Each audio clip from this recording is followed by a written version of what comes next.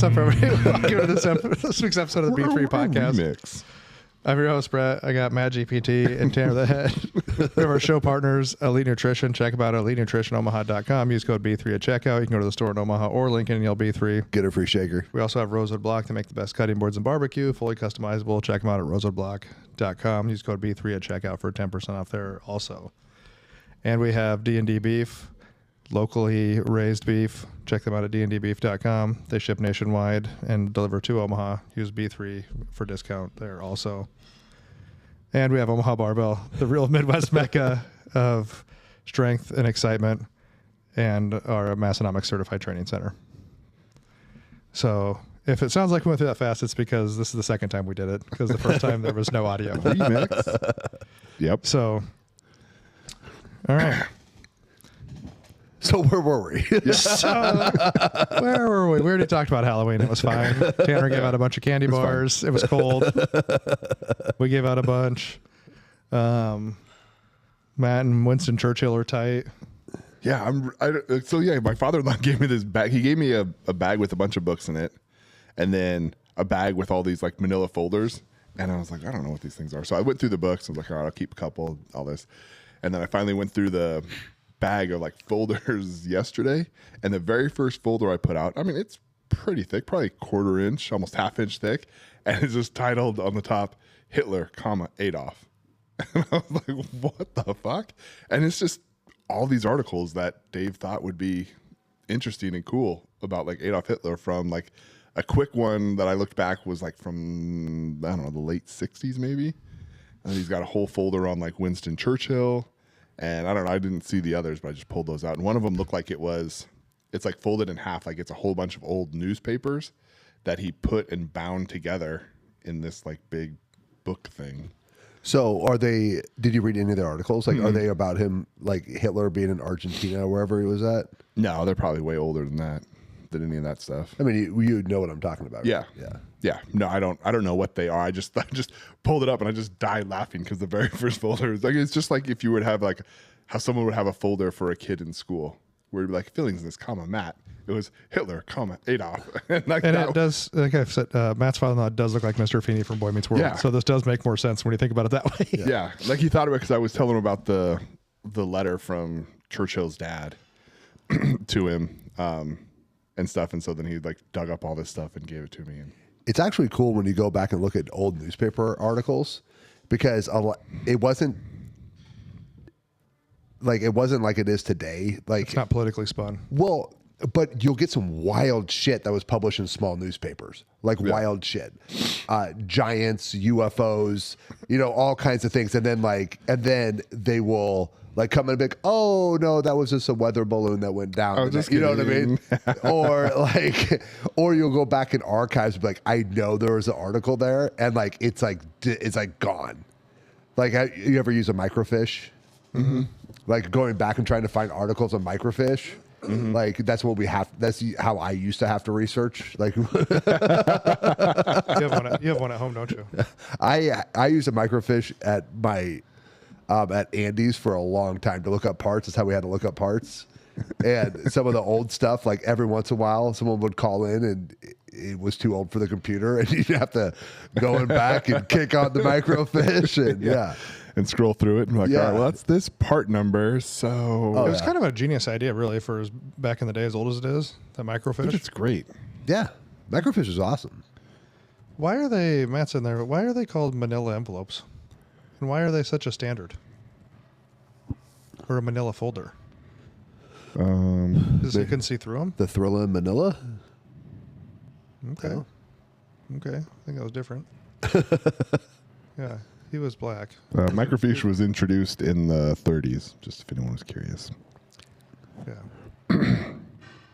It is really, really crazy how far technology has come in a very short time. Like things that are like, if you talk to a kid now, they don't know what a cassette is. They can't do a rotary phone. And these are all things that we had. It's, it's just the technology moves so fast. Yeah. They're called Manila because that was just the color that they were. It was the easiest, cheapest color to make those from. like They were just like a originally dirty yellow. made from. Yeah, it Maybe was it's like a security thing because you can't see through them. yeah, it was just a super easy, cheap way to make them. They didn't have to dye them. It was like almost like wood pulp. Oh, that makes sense. And the size, they're just a little bit bigger than a 8.5 by 11 paper. That's like, did you ever get like when we were like in elementary schools when they came out with like the recycled notebooks? And it was like that gray paper and it was super shitty to write on. Oh man. They were always cheaper. Yeah, that's why I had them. Yeah. Yeah, they were always like super shitty and like thin. And they had like little like particles in there. Like, Yeah, it looked like confetti kind It's of. almost like parchment. Like, is this parchment paper? Like, what am I writing on here? Do you guys ever make your own paper in school? Yep. Yeah. No, we never did that. Make your own paper. We made our own book covers out of Oh, yeah. grocery sacks. Yeah. Yeah. They still, Fort Calhoun still does that for some of their books. A lot of their stuff, they're going to like iPad style, but they still have some books that they have to do that for. And then when they said, good try, you can't use wide ruled anymore. You have to use college ruled. And I was Right. like, damn it. Right? I want that extra quarter line spacing in there. Man. But then they went to typing and everything had to be typed and then you had to like Well, it had to be single space. 12, but we would all be like 12.7 font. And like 1.25 spacing, just a Yeah, little bit. just So, yeah. You wanted Yeah. a little bit wider. Yeah. Or if they wanted it double spaced, you're like, cool, 2 point. 2.25 was about where you could get away with. You could add like an extra quarter. yeah. Oh, But like, you man. can't do that now because you can just take that shit, dump it in one of these AIs. it'll tell ya. Yeah, it'll tell you like, oh, sorry, no, that doesn't count. So I the feel like kids are AI fucked. is just going to ruin all that stuff. It's going to make it easy for everybody to fucking plagiarize, number one. But then doesn't it search for plagiarize too? Yep. It's a rough time. You can't even hardly cheat anymore. And then if you do, it's too easy to cheat, but you can't do it You could cheat pretty easily. now or then. Now. Both. Yeah, both. Like with now, again, if like so. No way, man. You just have to go read like the encyclopedia to try to find certain facts out. Like No, I just hit Wikipedia, dude. I wrote an entire like. Wikipedia in 1993. I was thinking about college. I didn't have to write really. No, what did we do? Not I even don't remember like even like writing 95 or 96. If Yeah, you I wrote a don't paper in remember middle school or high writing. school. I don't remember writing. You know you papers had in to because you had to school. learn how to do a thesis at some point in school. Yeah. I don't. We had to go to get encyclopedias. I ain't that much older than you. Yeah. I know. I'm sure I did. I just don't remember. Maybe it was just so And traumatizing. unless you were at the that I school, blocked it out. unless you were at the school, everyone else's encyclopedia set was like 15 years old. Right. Like, That was the worst. oh yeah, like we had an encyclopedia set that was like so fucking old. But you're I like, think oh. That no, was back when you could cite like newspaper articles because like that was only modern. Yeah, you had to put it information down had. in your footer Yeah. down there, and then you could go door to door and sell encyclopedias also. Yeah. That sounds terrible. There was a guy that was Britannica. yep. There was a guy that was I think you can still buy them. there's a substitute teacher that we had that he was a door to door encyclopedia salesman. I was like, you have to be like the head of the nerds. Like they probably look up to you so much. And they were like a fortune. Like you had to make payments on these things. Oh yeah. Yeah. And now you. So I just looked up. Can you still buy encyclopedia book sets? And you can buy old ones, Yeah. like rare encyclopedia. Dude, that one's $2,300. Yeah. It is. I wonder what year. It's That looks like a legal book. Are those some like encyclopedias? rare set from 1993. Good year. Good year. Dude, my parents might have had that set. I should find out. Actually, we probably got it in 93, but it was probably from 83. They were still trying to decide if the dinosaurs were really there or not. But yeah, that's it's getting way too easy now. There is a lot more access to information, which is nice. We were talking about me and Eric were talking about before I came in here about how like strong kids are now, and I think it's part of just an access to information. It's always the first people, like that's why like sometimes in sports, Like the 5-minute mile and stuff like that. yeah, but or like boxing or football or any of those things, like you have to just go on eras because without without Michael Jordan, there's not like they set the bar, you know. So Ed comes out and hits numbers. Well, now people are shooting for his numbers, like so it's hard to be the first one there. because the first one there may be better than everyone else, and they're just literally going against themselves or a number, or, you know what I mean? Like, Well, it's such a social like block. Like, oh, that's never going to happen. You know, socially, people are like, that'll never happen. Like, no one will ever be able to do that. Like the 5-minute mile, or like the first guy to squat 1,000. Like, somebody's like, no one would ever be able to lift 1,000 pounds. yeah. And then, yeah, once you have somebody hit it, then it's just like boom, boom, boom. It's like a domino effect. Right, but I find a lot of value in the first one there, because they're the ones that, like, they had something within them that was pushing them, and not something external. You know, like when you have those big leaps. Yeah. Yeah, it is wild though. These kids, but the kids see strength earlier now. You know what I mean? So like they can get into it, and it's like most of the people who were old power lifters were football players or did something else and lifted weights, and then maybe they found that they either loved it or they weren't good enough at football, but they were pretty strong, and then they moved on to something else. Now kids are 16 years old, like, I'm going to be a power lifter. Well, and like the amount of information, like before, it's like, oh, you know, like I've been stuck at this PR for 6 months. I don't know, you know, what should I do? And you were limited, you know what I mean? But now it's like you can just go online and be like, hey, I get stuck at this point on my bench. What should I do? Right, and there's 1,000 different things to tell you. Like a lot of people have already discovered. I've already hit that wall and shared it. But someone else discovered it first, and so I find value in the people that discovered it first. And you didn't have to wait like a month for Powerlifting USA to come out. Right. Give Well, you the latest you weren't website limited article. to like just your gym. Like people all around the country probably discovered like how to get through that sticking point, but they had no way to share it. And now they can share it everywhere. Where before, like you were just stuck talking to the former football player who was big and jacked in the gym, and he's like, I don't know, genetics.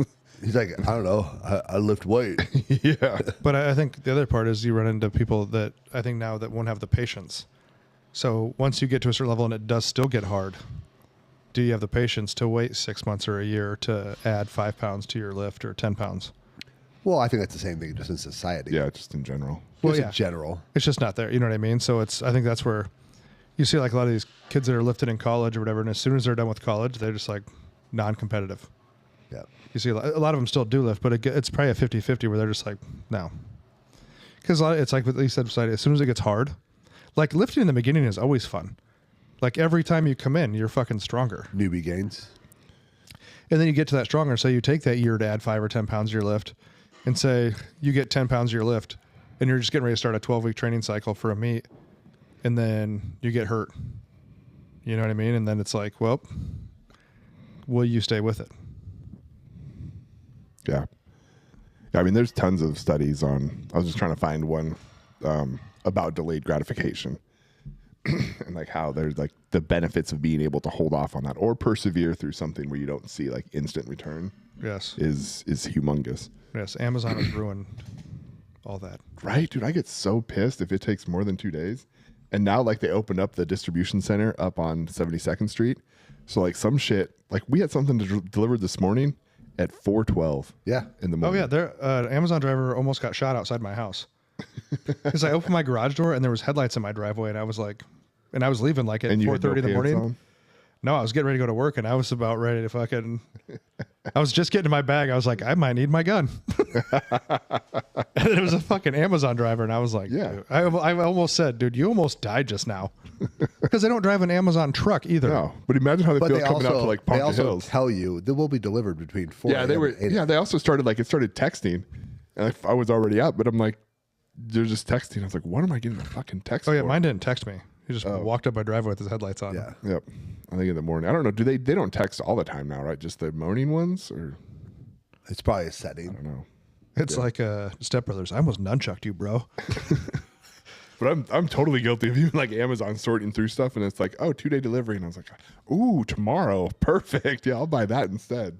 I do like Amazon for the fact that, like, especially at Christmas time when you just drive around to all these stores and try and find something in particular, Right. and now you just like sit there like, oh, there it is. Yeah, this is what I want. And the thing about Amazon is most people who sell on Amazon are small business owners. Yeah. So it's not like now Amazon takes a chunk. They do that, and then they also sometimes I think they might rip off other people's things and start making their own version of it if it's something that's successful. Yeah. Oh, 100%. Yeah. So that part kind of sucks too. But anybody can do that. As soon as you put something on the internet, Yeah. Like when me and Justin designed that bar that we have here, and I was talking to Dave Tate about like them possibly like selling if we produce it. He's like, dude, you have to have insurance for this. He's like, and if you're going to patent it, which it's really hard to patent a bar because they barely need to change them. He was like, somebody like Rogue could see it and outproduce you and take it from you if it was popular. Yeah. So like the guys at the Mars bar, they must have patented the shit out of that thing because no one has copied that bar. True. And everybody sells it for him now. So he was just like, dude, it's cool, but it's not. Your time and effort. It's cool, but not that cool. Yeah, your time and effort's not going to make you the money. I mean, yeah, that's kind of everything, though. Sometimes you just do it to say, I got a patent on a bar. That was my bar. And patents are expensive. The Brett bar. It was the Omaha bar, Bill. Get it? There you go. But I think patents are expensive too. I don't think so. Patents are pretty cheap. Are they? Yeah. What do you think they cost? You have to get researched first to make sure there's not already patents. You have to pay a patent lawyer to research I bet it. I bet you with LegalZoom, you can probably get a patent for $1,200. See, I thought they were more like thousands of dollars. That didn't help. Just Because you have to have LegalZoom patent. because a lawyer has to do the research. You have to pay a lawyer to research. You don't make have to sure- pay a lawyer. You can pay a paralegal on LegalZoom.com. Okay, so you're paying someone to make sure that it doesn't already exist. Yeah, it's a paralegal, no lawyer fees. Basic provisional patent application is $300. Premium provisional patent application is $1,000. Expedited provisional patent, $1,400. How about a full-on like patent pending? Like, Yeah, I don't think it's that bad through LegalZoom. Yeah, that was through LegalZoom Yeah. for those numbers. I mean, no, it's not a lawyer, and they tell you they're not lawyers, but they do the. I got a trademark through them, and it was fine. what did you trademark? Right wing formulations. Sphincter. What's going on with this? Like, people have asked me, what's going on with this? Are you going to make that shit again or what? Had to get rid of all the dye. People are asking about the red wave. So part of it was the dyes, right, and part of it was that the people that we had doing it, we decided we did not want them to do it anymore. So you're not doing it anymore then? So we're still looking for. We were in talks with a couple different manufacturers. I mean, it's been a while. It has been. Do you think you're going to lose your popularity on it? No. It's a freaking pre-workout. You put a new pre-workout. No one is loyal to pre-workouts. Truth. It is the one thing that no one is loyal to. Like someone will come in and buy the same protein for 10 years. They'll buy the same vitamins. They will buy the same whatever. Pre-workouts every single time. You got anything new? Got something with more caffeine? Yeah. Like like that's the thing about pre-workouts is that they're no one's loyal to a pre-workout. How's the old Illuminati doing? Pretty good. Not as good as Red Wave, though? Just different. It's not a pre-workout. So it does not sell as fast as Red Wave. Did you find more patent stuff, Matt? The GPT kind of agrees with LegalZoom for just your general cost, but then at the end it says the total lifespan cost. So a simple patent you file yourself might run $1,000 to $3,000. A professionally handled, fully prosecuted utility patent over its lifetime can easily hit $25,000 to I was $40,000. going to say, I thought it was up there. Now, I don't know what fully prosecuted. But that's also like if things. Like so someone probably sue if someone like challenges it, or you had to like fight people off and stuff. Which would be like that bar. Or if The you're just bar's like renewing or like I would guess that. And the patent's only good for 7 years, isn't it? Yeah, I would guess that if you have something fairly simple and you put it out there, that the cost is probably relative to the popularity of the product. Yeah, like if people don't want to copy it, then it's not that bad. Yeah. Because it says so you can patent it for 3.5, 7.5, 11.5 years. Well, you have to renew them, but it's only maybe a few $100 So each. I would guess that if someone's copying you or if you have to challenge it, like if you come up with something super popular, but at that point in time you're probably making a lot of money, right? So it's probably all relative to, if you wanted to do a bar, it's probably more in the $1,000 range. And then if it becomes a super popular bar and Rogue tries to steal it from you, now it's going to get more expensive, right? But Yeah, 'cause I don't know the provisionals versus like the full-on utility patent and all that. But the crazy thing is you can probably just have ChatGPT do it for you now. Like, hey, here are my plans. This is what I want to do. Can you get me, what do I need to do to patent this? I'll probably do it all for you for $20 a month. So you nationally trademarked the right wing, Yeah, but that's not internationally, right? It's only it's only national. word.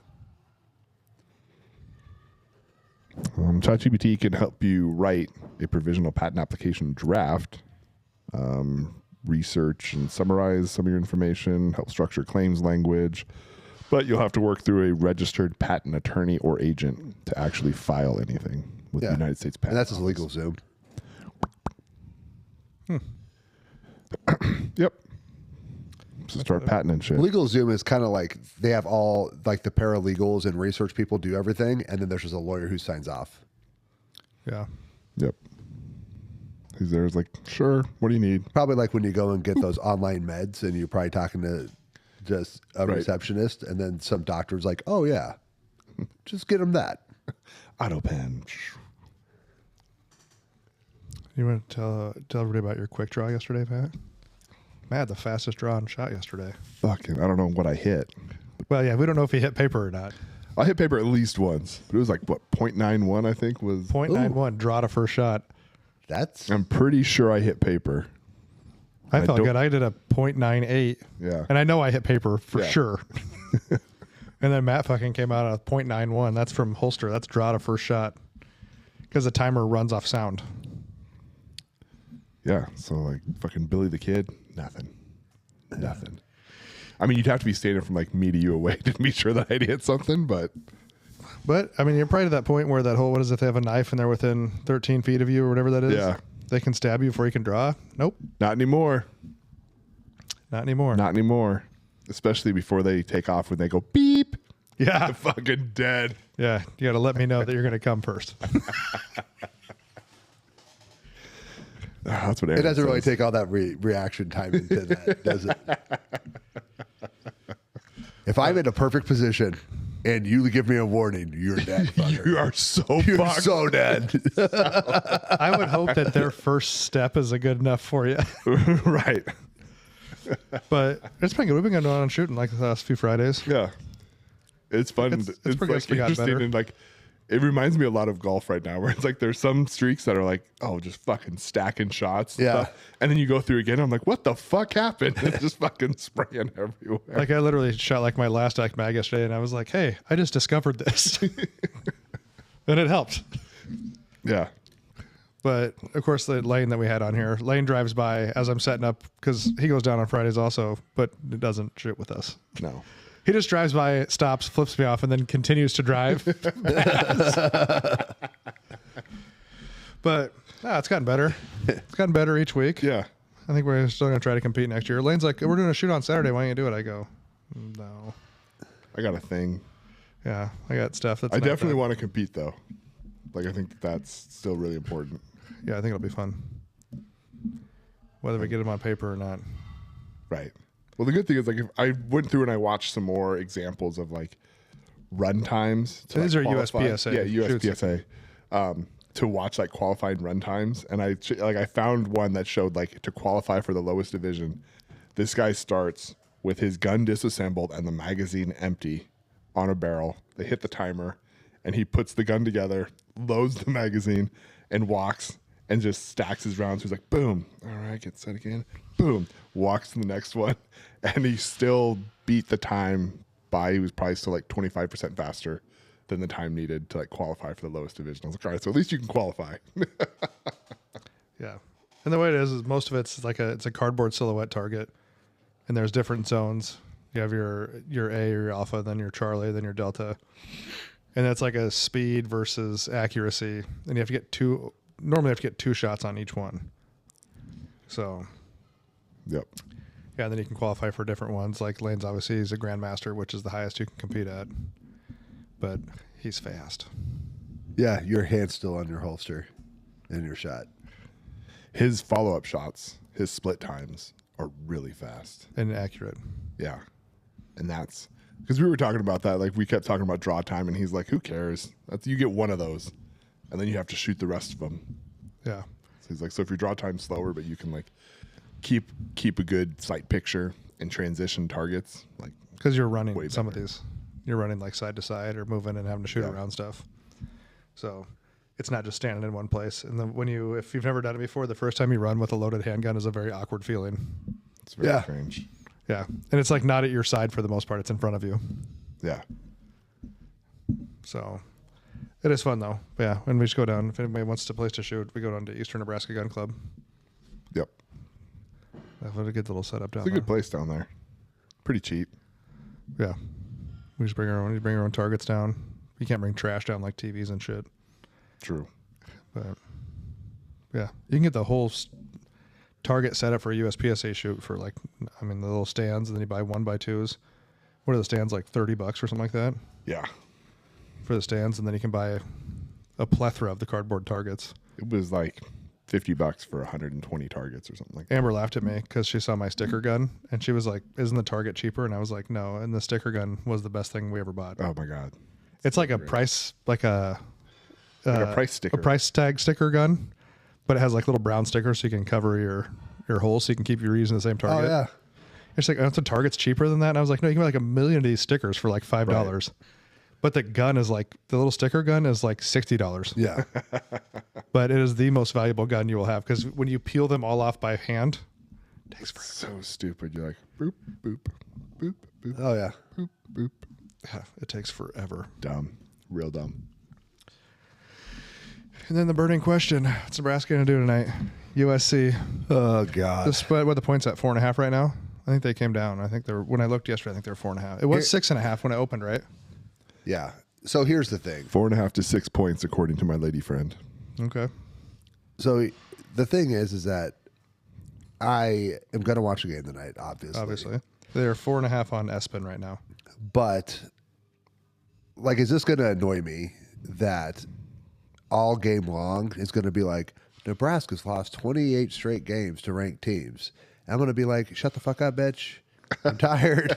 And then Tired of your fucking statistics. ESPN also has the matchup predictor, 72% chance that USC wins. So I was talking to Brad. Okay. So Matt, you don't watch football, but you're analytical and you have a brain. So this is what irritates me with some of these stats. This is only one of the things that irritate Tanner, by the way. There's a lot of things. And I was going to say, this is only one of them, so let's just keep that in mind. So Penn State was ranked like 1 when Oregon beat them.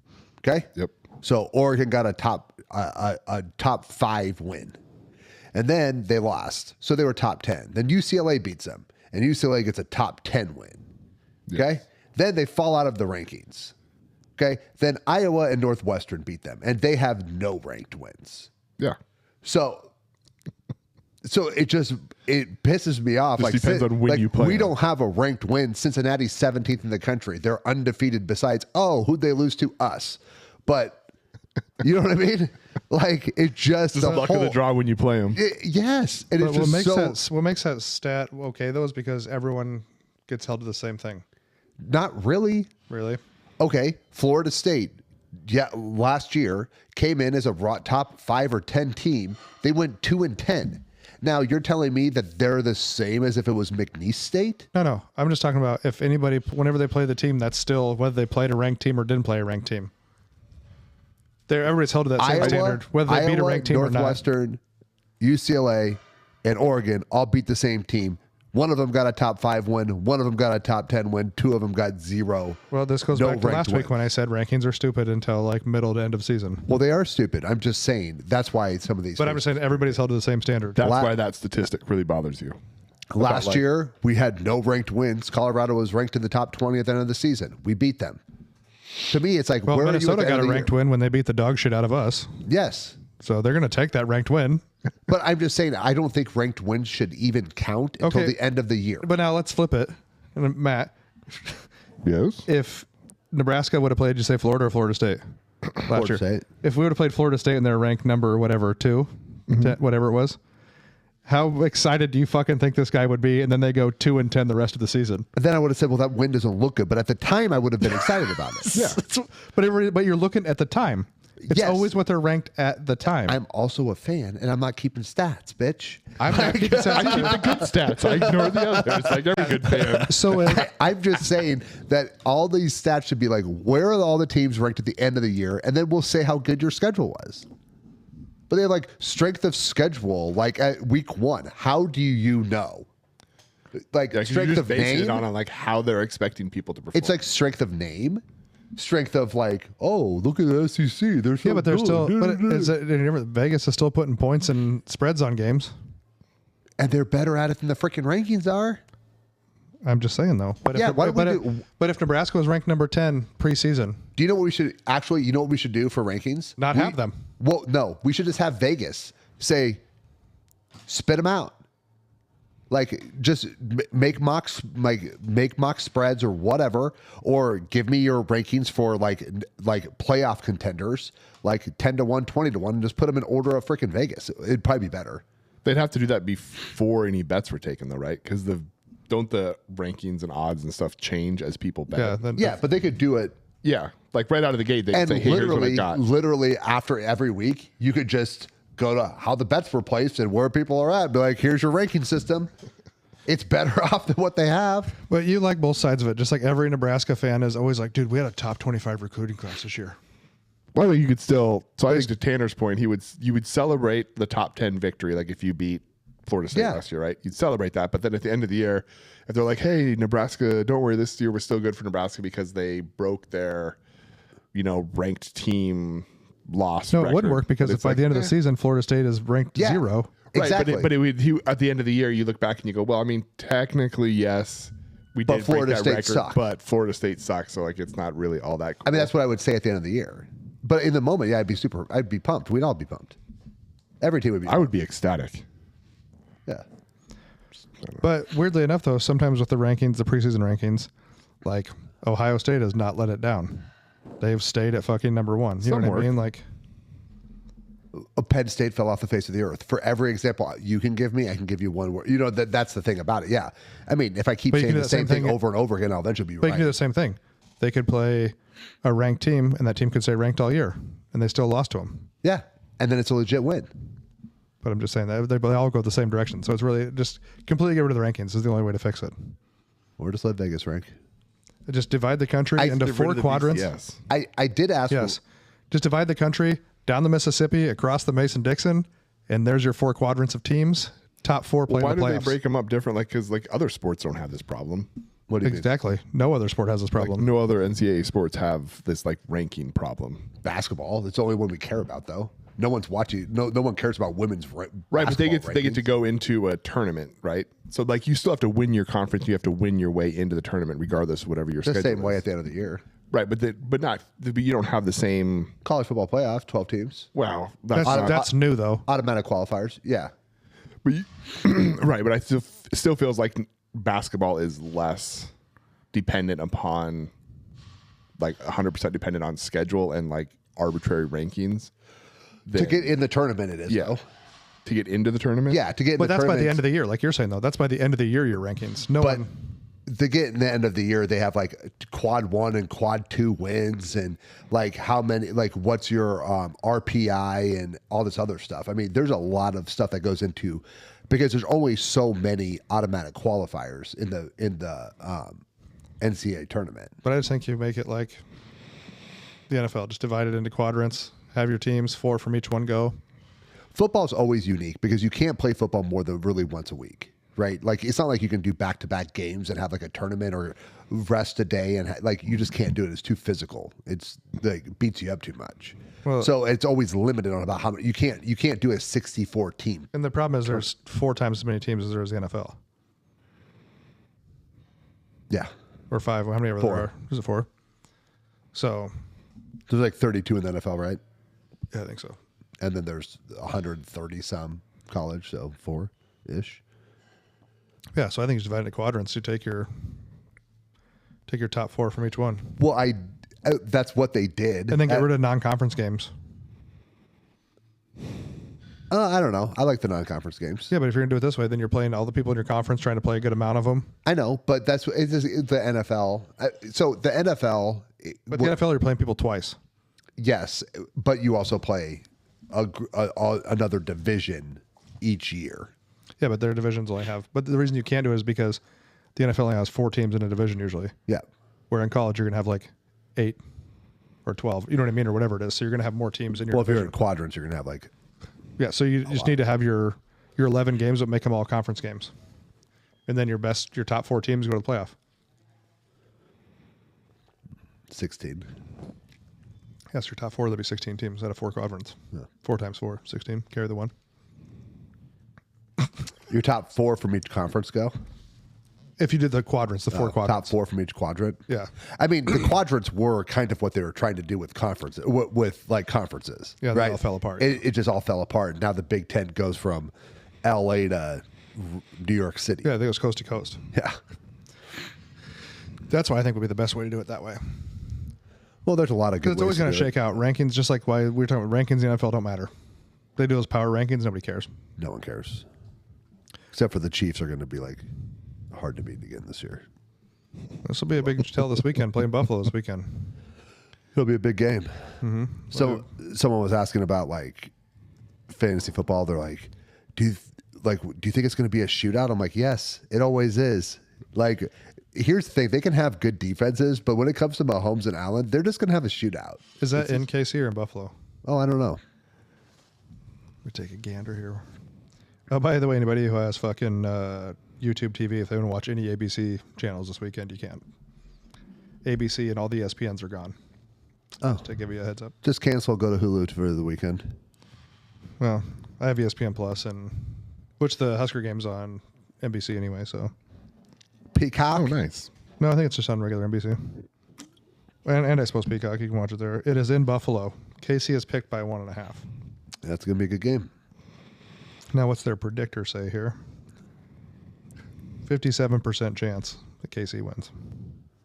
I love watching some of those things, and they're like, so and so has a 97% chance of winning the game right now, and then like it flips. And then you just watch that little chart just fucking drop out. Yeah. And you're like, oh, well, that's over. So much Like the for that. Broncos when they scored 33 points in the fourth quarter a few weeks ago. Or then they played the Cowboys the week after, and the Cowboys like didn't even show up for that game. Yeah.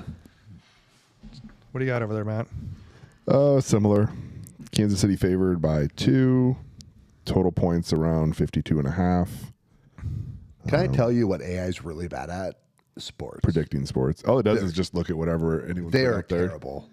AI There's- is terrible at sports. There's some different AI, like sport AI analytic tools that do better. Yeah. But like ChatGPT, all this thing's doing, it's just going to look at Yeah. whatever's It has out there. no idea. It can't do it. It's not looking at statistics and stuff. It's just And even looking if at you whatever. ask for it to look at statistics, so I asked Grok to rank the top 25 after we were talking about polls, not using current polls. Okay.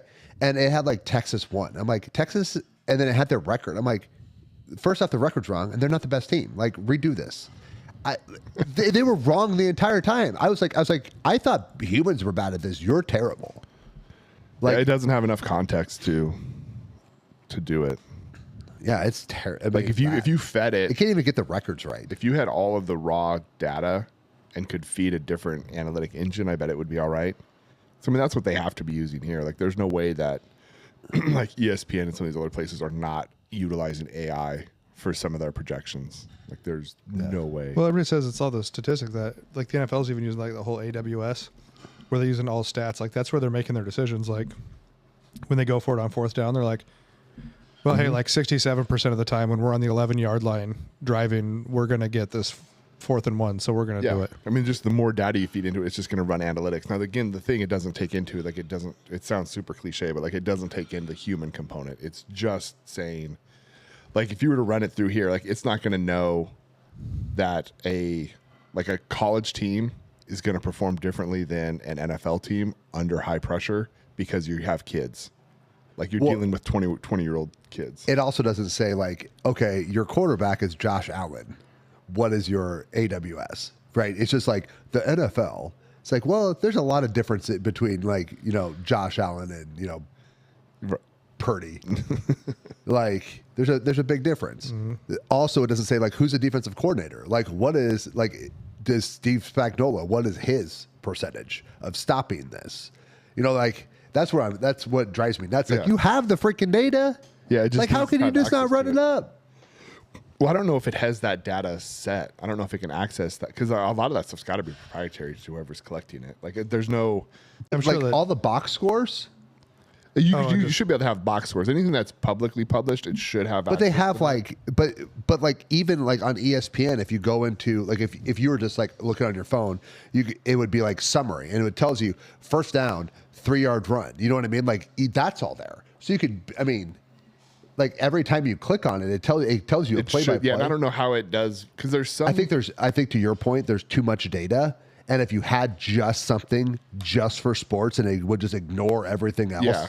Like you'd have to, when you hop in here, you would have to, because like I've had, like I didn't do it for here, but normally if I was to ask it about the football, I would say, hey, you are an NFL sports analytics professional. You've been working at ESPN for all these years and like you're really good. You're super accurate on projecting wins, like who wins and loses and stuff. And you have, like the more you frame it up, the more bullshit it cuts out. Yeah. And so, yeah. But when you have like a custom AI that like I'm sure ESPN and stuff's using, like it's programmed with all that stuff to like, hey, ignore all this. Like I don't give a shit about the temperature in Hawaii. Yeah. You don't even have to look at that. Don't waste compute power on that. Get rid of the Weather Channel. Yeah. All right. Do you have a prediction? For the Chiefs-Bills game? Just in Yeah. general about life. Chiefs Bills game. What's your prediction? Because that's what everyone really wants to know. I mean, they're playing in Buffalo, I said, right? Yep. I think Buffalo. I'm going to pick Buffalo. I would tend to pick Buffalo because Allen's really good at Mahomes. And now, if this was a playoff game, I'd pick Kansas City. Yeah, it's achievable. Yeah. Okay, Nebraska, USC. That's.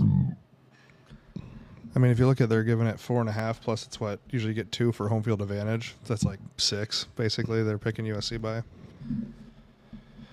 I don't know. USC's looked really good lately. Can you ask ChatGPT what moved the line down, if it was sharp money or public money?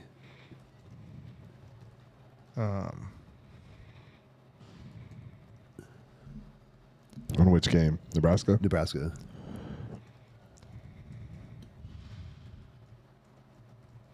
You said sharp money or what? Public. What's sharp money? The Vegas people who are like super smart about betting. Oh, You may not know.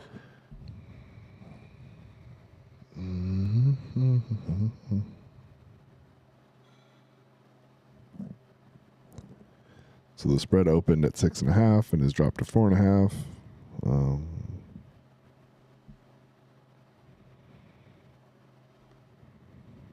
So sometimes it's nice to know who moved the line down or who moved the line up, yeah. because it gives you a better idea of. It just says it appears the movement is driven more by sharp money. Okay. Well, that's a good thing.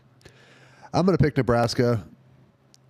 And my hope is that I don't have to hear that Nebraska has lost to 28 or 29 ranked opponents in a row. It's not 30.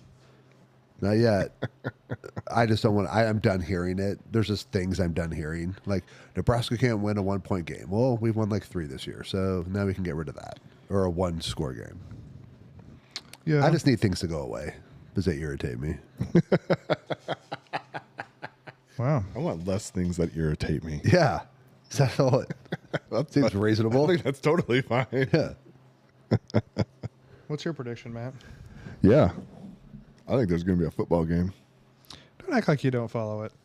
I watch, but You even coached it for a little while. I don't follow at all. You've been following with us, and you read these stats right here. I'll go with whatever this thing said. I think UAC, By based on the 4.5. statistics, it says UAC is going to take it. It's not going to be a blowout. It'll be a quasi close game.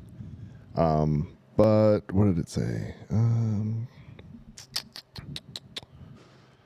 thought it had something jazzy in there, but yeah, it just takes USC. I'll side with her. You know what? I'll go against. I'll give it to Nebraska. They won't win by much. So USC has only I one. am just excited that Prohaska's out for the rest of the year. I'm excited for That's that. kind of a fucked up thing to say, but Well, like this is his first injury. How have you been somewhere for 5 years and you're still that bad? At a Division I school. That's supposed to be developing players. Tanner? You and I have Oh, had he the was argument. speechless. No, you and I have had this argument before, and I'm telling you He's that bad.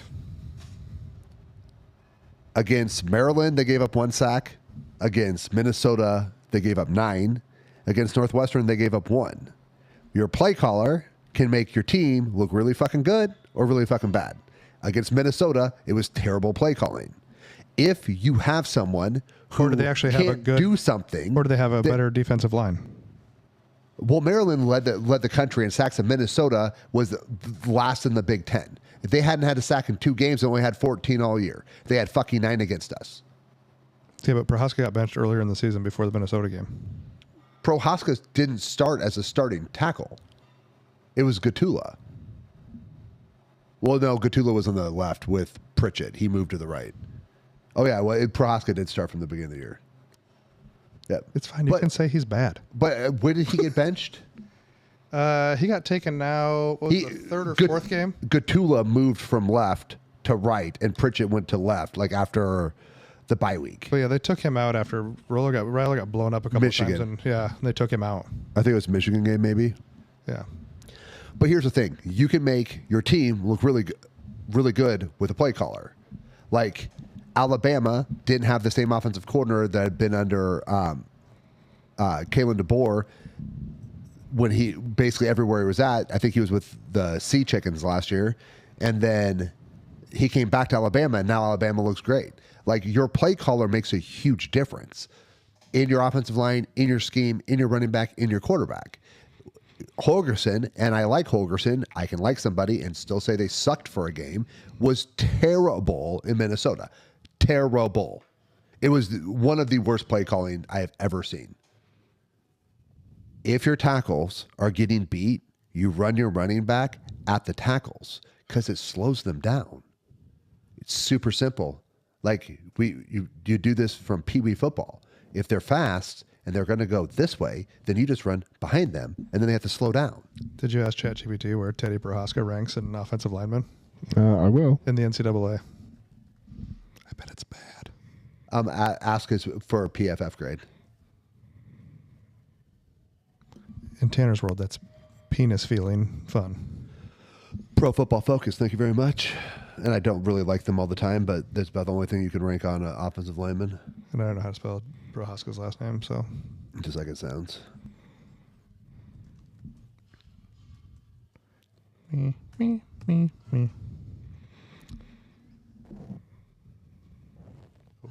Ooh. In 2025 opener versus Cincinnati, and it is not spelled like it sounds. Prochazka. Yeah, just like it sounds. I thought you I were don't saying know where you Prohaska. spell things at. I thought you were saying Prohaska. No, I said Prochazka. Well, you gotta enunciate the cha.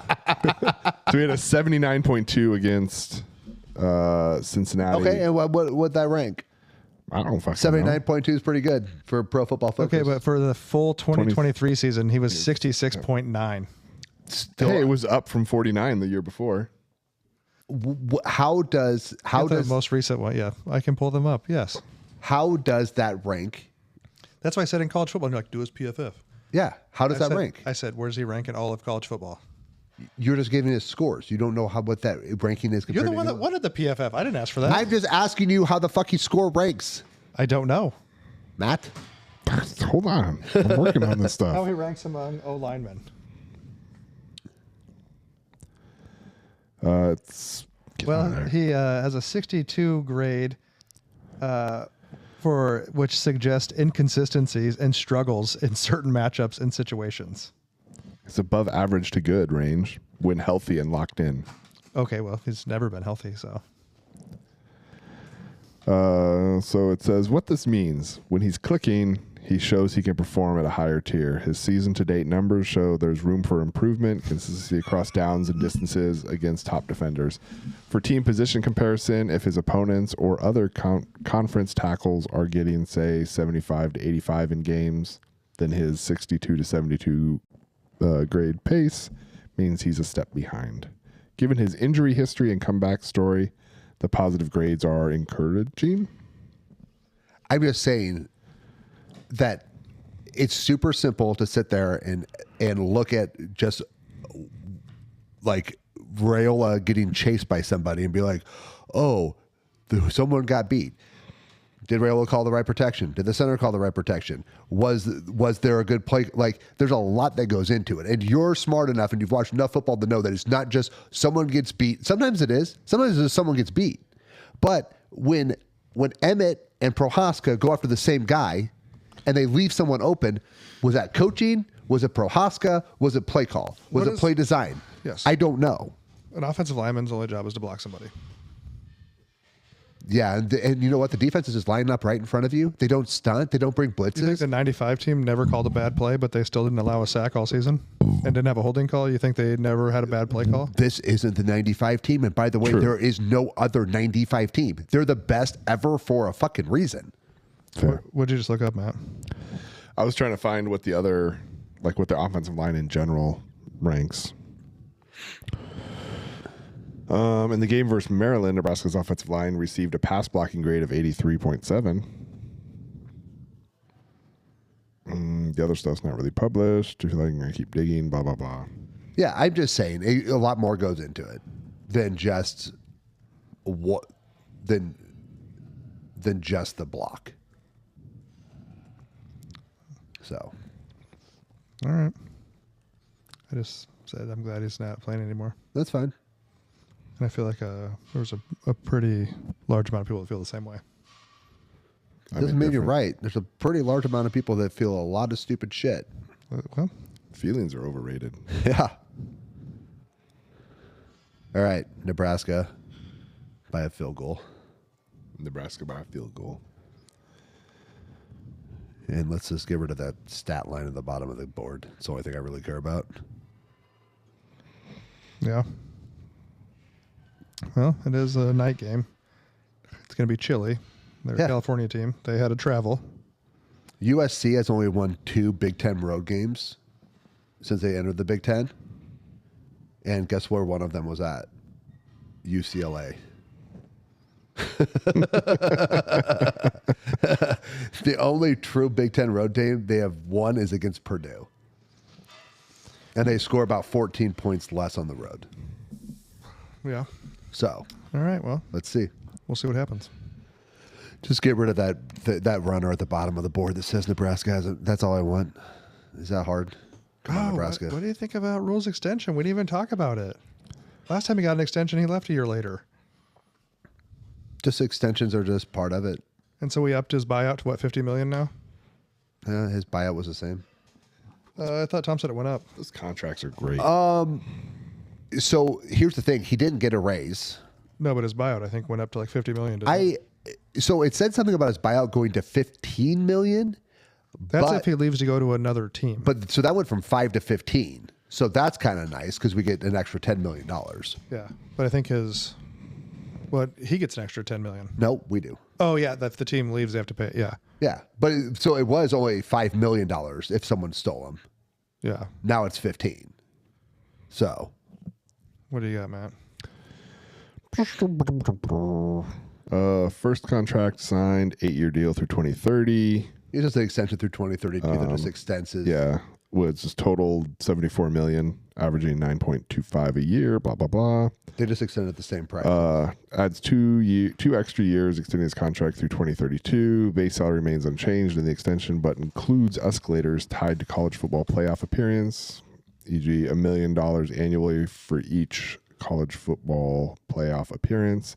Buyout clause was raised from $5 million to $15 million if he leaves before 2026. The additional 2 years are valued at about $12.5 million and are 90% guaranteed. I mean, his buyout would have gone up because his contract started lower and went up like rents, right?